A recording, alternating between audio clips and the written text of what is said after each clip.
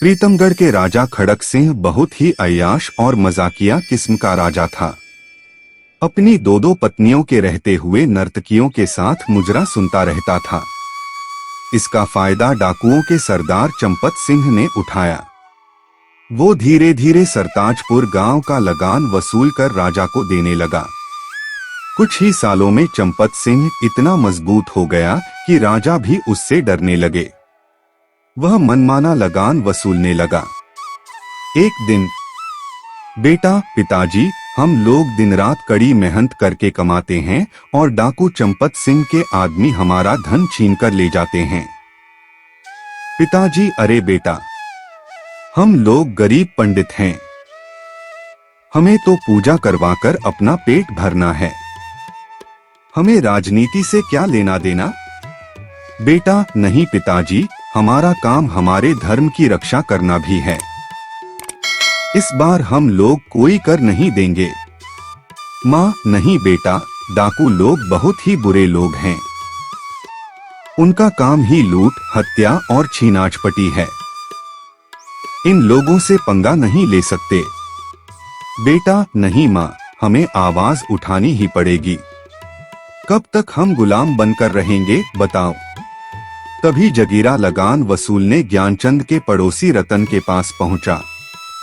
जगीरा, क्यों रे रतन, पिछली 2 बार से तुम्हारे बेटे की तबीयत खराब होने का बहाना बनाकर लगान नहीं दे रहा है, इस बार कोई बहाना नहीं चलेगा। रतन, आप सही कह रहे हैं, लेकिन मेरा बेटा बंकू सही में बीमार है और इस बार भी लगान नहीं चुका पाऊंगा।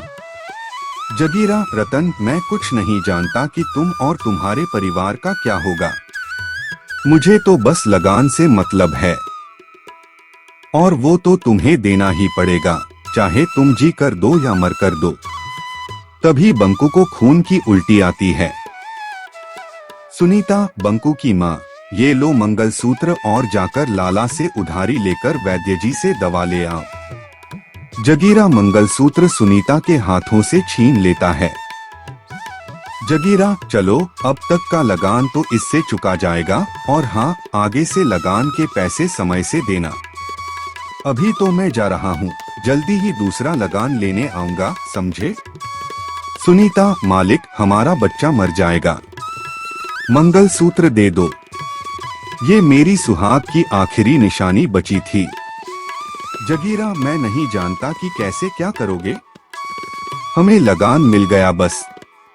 चंपत सिंह, क्या हुआ बे, एक लगान वसूलने में इतनी देरी लगाएगा तो पूरे गांव का लगान लेते लेते साल बीत जाएगा। जगीरा, सरदार, उसका बच्चा बीमार है और बोल रही है कि मंगलसूत्र इसके सुहाग की निशानी है, मेरा पैर पकड़े हुए है। चंपत सिंह, तो तुम देख क्या रहे हो, मारो एक लात। इन सुअरों को जितना आजादी दोगे उतना ही सर पर चढ़कर नाचेंगे। अगर पैसे नहीं हैं तो सुंदर काया तो है ना, कहो कि शाम को हवेली पर चली आए, लगान माफ कर देंगे। बंकू एक पत्थर उठाकर चंपत सिंह को मारता है।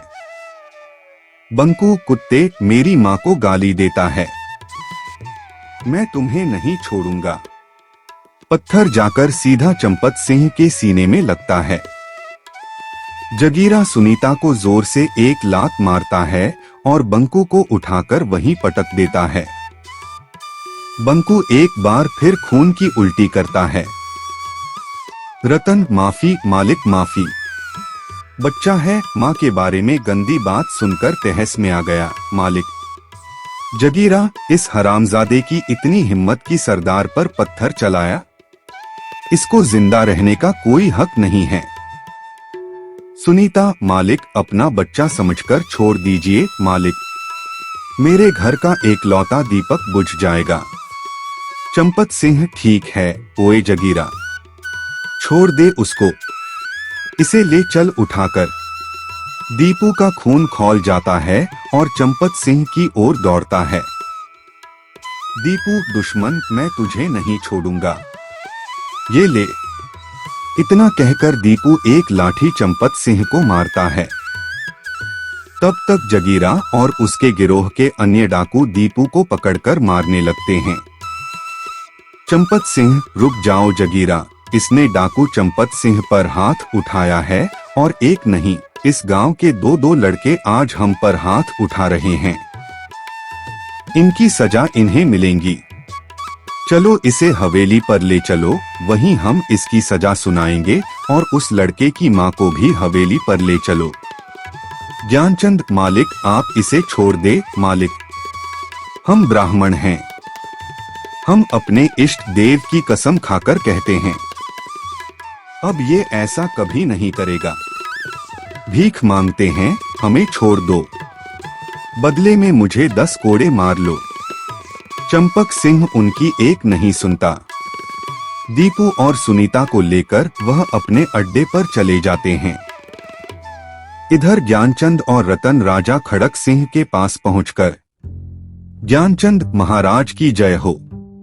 मैं सरताजपुर गांव का एक दरिद्र ब्राह्मण हूं। मेरा बेटा दीपू और इसकी पत्नी सुनीता को डाकू चंपत सिंह और जगीरा पकड़कर अपने अड्डे पर ले गया है। कृपया सैनिक भेजकर उन्हें छुड़वा दीजिए। रतन, हाँ महाराज, मैं एक किसान हूँ। मेरा बेटा बहुत दिनों से बीमार है। मेरी पत्नी को जगीरा और चंपत सिंह उठाकर ले गए हैं।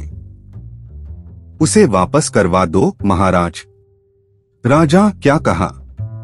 डाकू चंपत सिंह? देखो, तुम तो जानते ही हो कि डाकू चंपत सिंह से हमारी सेना भी डरती है। इस मामले में मैं तुम लोगों की कोई मदद नहीं कर सकता। अगर कुछ किया तो वो मेरा तख्ता पलट कर सकता है भाई। बेहतर होगा कि तुम लोग चंपत सिंह के पास ही जाओ, शायद उसे दया आ जाए। इधर डाकू चंपत सिंह के अड्डे पर, चंपत सिंह, जगीरा, अरे इस लड़के को पहाड़ी पर ले जाकर नदी में फेंक दे और सुनीता को कल सुबह इसके गांव पर छोड़ आना। आज ये मेरे साथ रहेगी। जगीरा दीपू को ले जाकर पहाड़ी से नीचे नदी में फेंक देता है। नदी में गिरते ही दीपू बेहोश हो जाता है और रात भर बहते बहते एक अनजान जंगल के किनारे पत्थर से टकराकर रुक जाता है। तभी एक महान तपस्वी देवराज की नजर उस पर पड़ती है और वो दीपू को अपनी कुटिया में ले जाकर उपचार करते हैं। कुछ ही देर में दीपू को होश आ जाता है। दीपू, मैं कहाँ हूँ? देवर्षि, आप कौन हैं? देवराज, मैं तपस्वी देवराज हूँ बालक। तुम नदी के किनारे पड़े थे तो मैं तुम्हें कुटिया में ले आया। तुम कौन हो बालक और नदी में कैसे गिर गए? दीपू, देवर्षि, मैं प्रीतम गणराज्य के सरताजपुर गांव का एक दरिद्र ब्राह्मण का बेटा हूँ। हमारे राजा खड़क सिंह हैं, लेकिन डाकू चंपत सिंह का आतंक हमारे गांव पर है। उसने हम सभी गांव वासियों का जीना हराम करके रखा है। दीपू तपस्वी देवराज को सारी बात बताता है। देवराज, हम दीपू, तुमने एक निर्भीक ब्राह्मण का कर्तव्य निभाया है। हम तुम्हें वरदान देते हैं कि अन्याय के खिलाफ तुम जो भी काम करोगे उसमें सामने वाले की आधी ताकत तुम्हारे अंदर आ जाएगी। दीपू जंगलों से होता हुआ अपने गांव की ओर चल देता है, लेकिन तभी उसके सामने जंगल का राजा शेर आ जाता है। दीपू, देखो शेर भैया, मुझे गांव वालों को बचाने जाना है, मुझे छोड़ दो। शेर, हाथ में आए शिकार को यूं ही जाने दूं? मुझे बेवकूफ समझा है क्या? दीपू, देखो भैया, ऐसे ही मैं बहुत गुस्से में हूँ और गुस्सा मत दिलवाओ, बता रहा हूँ, नहीं तो तुम्हारे लिए ठीक नहीं होगा। शेर बोला, अच्छा। चूहे को भी गुस्सा आता है। तुमने एक शेर को ललकारा है, अब देख तुम्हें कैसे मैं चट कर जाता हूँ। देख। शेर पूरी ताकत से दीपू के ऊपर छलांग मार देता है, लेकिन दीपू पहले से ही चौकन्ना था और पूरी ताकत से अपने मुक्के को शेर के जबड़े पर दे मारता है। शेर की आधी शक्ति दीपू में आ गई थी, इसलिए शेर कुछ दूर जाकर गिरता है। शेर की दहाड़ से पूरे जंगल के जानवर इकट्ठा हो जाते हैं। दोनों में भयंकर लड़ाई शुरू हो जाती है। आखिरकार दीपू जीत जाता है और शेर हार मान लेता है। शेर बोला, मुझे छोड़ दो बालक, तुम जो कहोगे हम और हमारी प्रजा तुम्हारे लिए करेंगे। दीपू बोला, तो ठीक है, तुम और सभी जंगल के जानवर हमारे गांव को डाकुओं से छुड़वाने में मदद करेंगे। शेर बोला, ऐसा ही होगा। दीपू बोला, चील, तुम जासूसी कर बताओगी कि चंपत सिंह का गिरोह कहां पर है। जब हम चंपत सिंह से लड़ रहे होंगे तभी तुम ऊपर से पैसों की बारिश कर देना ताकि डाकू लोग पैसे लूटने लगे और हम आसानी से उनको बंदी बना सकें। शेर बोला, वाह, अच्छी योजना है, मुझे तो डाकुओं का भोजन भी मिल जाएगा। दीपू बोला, बंदर मामा, आप पहले से ही सभी साथियों के साथ पेड़ों पर रहेंगे, मौका मिलते ही डाकू का हथियार उठाकर भाग जाना। शेर बोला, गजब, मुझे भी हथियार का डर नहीं रहेगा। निहत्थे डाकुओं का स्वादिष्ट भोजन, मजा आ जाएगा। दीपू ने कहा, कोयल बहन, तुम्हें जैसे ही कोई गड़बड़ दिखाई दे अपनी मधुर आवाज से हमें सूचित करना। गांव में ज्ञानचंद बोले, अरे मेरा बेटा, जिंदा है तू? ज्ञानचंद ने कहा, अरे ओ दीपू की माँ, सुनती हो? जरा बाहर तो आना, देखो कौन आया है। दीपू की माँ बोली, आपको कई बार कहा कि दीपू का नाम ना लो, मुझे उसकी याद आ जाती है। दीपू की माँ बोली, अरे मेरा लल्ला, तू जिंदा है? मैंने तो आशा ही छोड़ दी थी। ज्ञानचंद ने कहा, हम कल सुबह ही गांव छोड़कर चले जाएंगे, नहीं तो चंपत सिंह के डाकू दीपू को जिंदा नहीं छोड़ेंगे। दीपू बोला, पिताजी, अब हम नहीं, चंपत सिंह और उनके डाकू हमारे गांव को छोड़कर जाएंगे। दीपू की माँ बोली, नहीं बेटा, हम लोग उनसे नहीं जीत सकते, वे हथियारों से हम सभी को मौत के घाट उतार देंगे। पिताजी की बात मान ले दीपू, हम लोग चलते हैं कहीं दूसरी जगह। अरे, जिंदा बचे तो कहीं भी रहकर अपना जीवन गुजार लेंगे। ज्ञानचंद बोला, हाँ बेटा, उस दिन सुनीता जगीरा को दांत काटकर भागकर जंगलों में जा छुपी। चंपत सिंह और उनके डाकू रतन के घर पर आए और सुनीता के ना मिलने पर दोनों बाप बेटों को मारपीट कर गांव से निकाल दिया। दीपू ज्ञानचंद को अपने साथ हुई घटनाओं के बारे में बताता है। ज्ञानचंद और विजया को विश्वास दिलवाता है कि वो और जंगल के उसके साथी मिलकर डाकुओं को गांव से मार भगाएंगे। दूसरे दिन सुबह में कोयल आकर कूकने लगती है। दीपू बोला, पिताजी, लगता है खबरी ने डाकुओं को बता दिया कि मैं आ गया हूँ।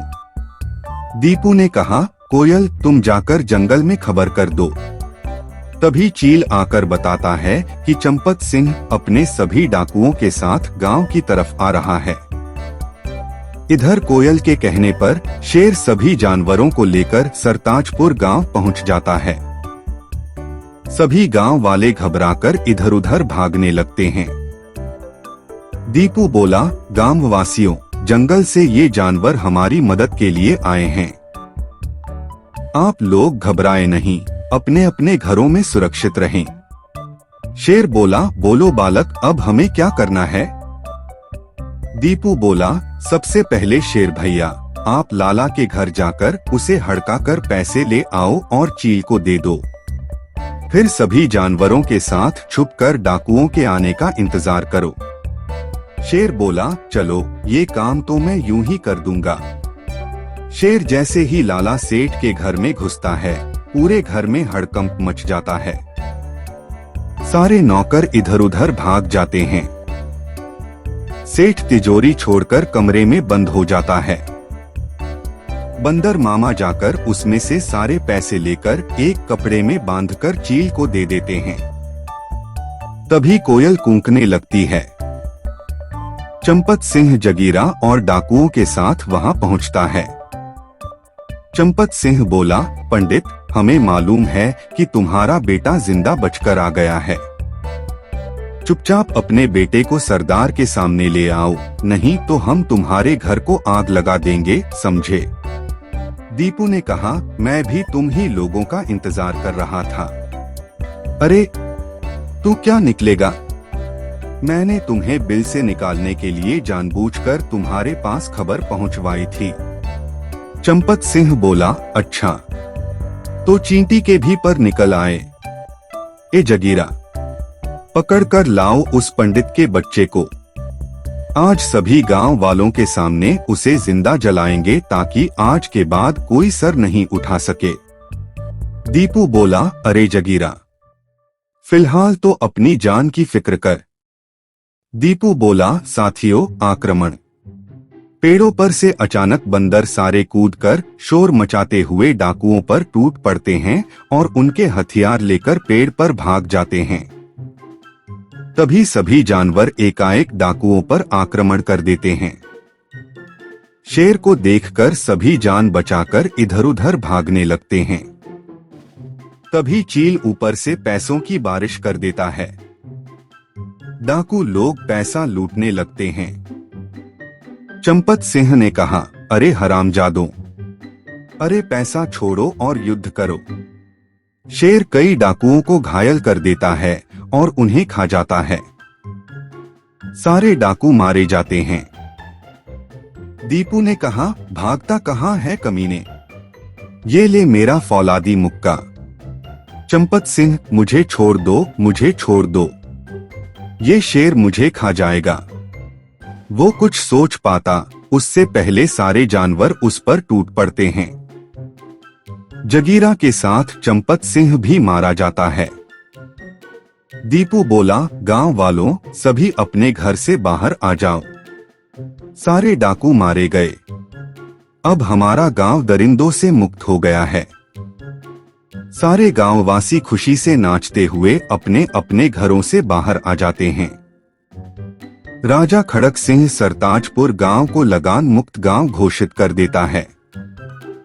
कुछ दिन बाद रत्न भी अपने परिवार के साथ गांव वापस आ जाता है। सभी खुशी खुशी रहने लगते हैं।